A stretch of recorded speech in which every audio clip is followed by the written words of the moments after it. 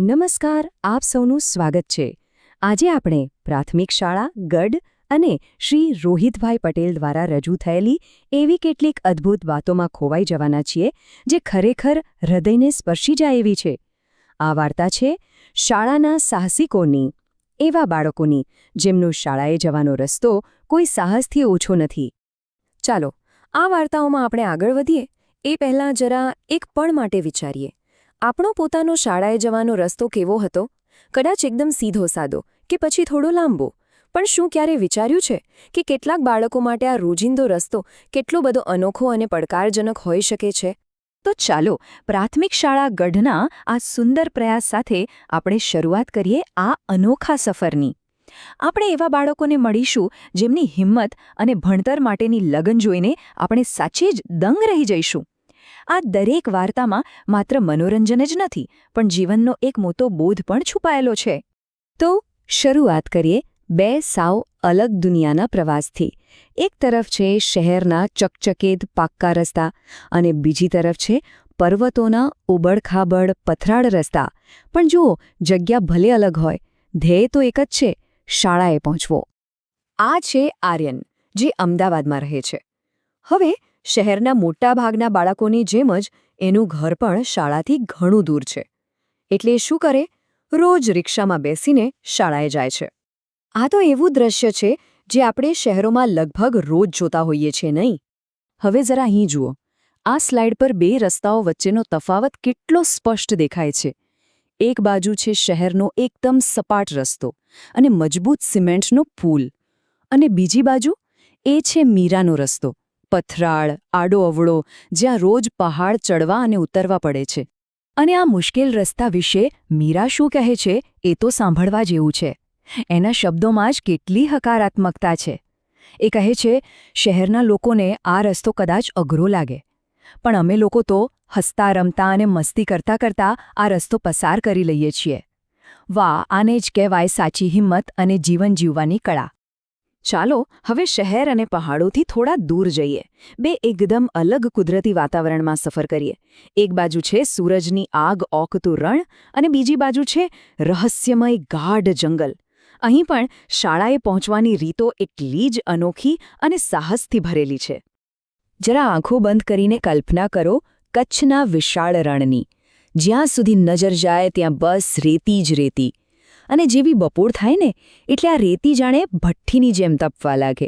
એના પર ચાલવું પણ મુશ્કેલ બની જાય. બસ આવી જ કાળઝાળ ગરમીનો સામનો કરે છે રહીમ. તે કહે છે કે આ તપતી રેતીથી બચવા માટે તેઓ ઊંટગાડીમાં બેસીને શાળાએ જાય છે. કેટલું રોમાંચક નહીં! જ્યાં રહીમ રણના જહાજ પર સવારી કરે છે, ત્યાં બીજી તરફ ગામડાના બાળકો બળદગાડામાં બેસીને લીલાછમ ખેતરો વચ્ચેથી પસાર થવાની મજા લે છે. અને હવે સાંભળો ગીરના ગાઢ જંગલમાંથી આવતા કાન્હાની વાત. એનો રસ્તો એટલો શાંત છે કે જંગલી પશુ પક્ષીઓનો અવાજ પણ એકદમ સ્પષ્ટ સંભળાય.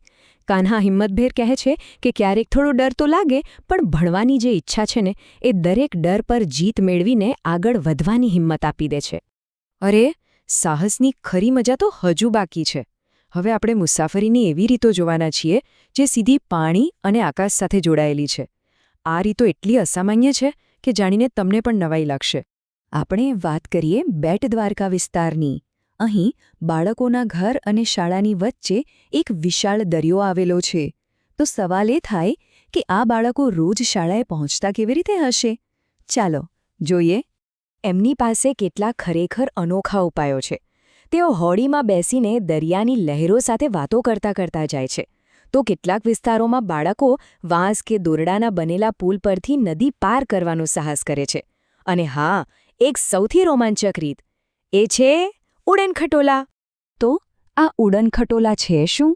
આકાશમાં ઉડતી કોઈ ખુરશી? હા, કંઈક એવું જ સમજી લો. આ એક પ્રકારનો રોપવે છે. એક મજબૂત તાર પર લટકતી ટ્રોલી, જેમાં બેસીને બાળકો પક્ષીઓની જેમ ઉડતા ઉડતા આખી ખીણ પાર કરીને શાળાએ પહોંચે છે. આ તો ખરેખર કોઈ ફિલ્મના દ્રશ્ય જેવું જ સાહસ છે.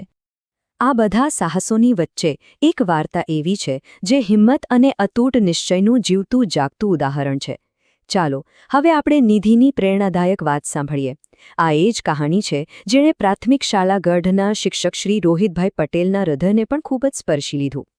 નિધિ પોતે જ કહે છે કે મારા પગ જન્મથી જ કામ નથી કરતા.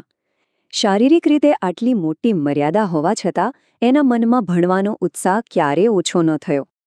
આ સ્લાઇડ નિધિની આત્મનિર્ભરતાની અદ્ભુત સફર બતાવે છે. પહેલાં એની મમ્મી એને ઊંચકીને શાળાએ મૂકવા આવતી, પણ પછી તેને એક વ્હીલચેર મળી અને બસ જાણે એને પાંખો મળી ગઈ. એનું જીવન જ બદલાઈ ગયું. આજે એ કોઈના પર નિર્ભર નથી. નિધિના ચહેરા પરનું જે આત્મવિશ્વાસભર્યું સ્મિત છે ને, એ બધું જ કહી જાય છે. તે ગર્વથી કહે છે, હવે હું પણ મારી બધી બહેનપણીઓ સાથે ખભે ખભા મિલાવીને રોજ શાળાએ આવું છું. આ તેના જુસ્સાની અને તેના સપનાઓની જીત છે. તો મિત્રો, આ બધી અલગ અલગ પણ એક સરખા જુસ્સાથી ભરેલી વાર્તાઓ પરથી એક વાત તો સ્પષ્ટ છે. રસ્તા ભલે ગમે તેટલા મુશ્કેલ હોય, પડકારો ગમે તેટલા મોટા હોય, પણ આ બાળકોનો ભણવાનો સંકલ્પ અતૂટ છે. જાણે આ બધા બાળકોનું એક સામૂહિક વચન છે. તેઓ જાણે એક અવાજે કહી રહ્યા છે કે ભલે રસ્તામાં ગાઢ જંગલ આવે કે તોફાની નદી, ભલે તપતું રણ હોય કે પછી ઊંચા પહાડ, અમે કોઈ પણ મુશ્કેલીથી ડરીશું નહીં. અને આ જ છે પ્રાથમિક શાળા ગઢ દ્વારા રજૂ કરાયેલી આ બધી વાર્તાઓનો અંતિમ સાર.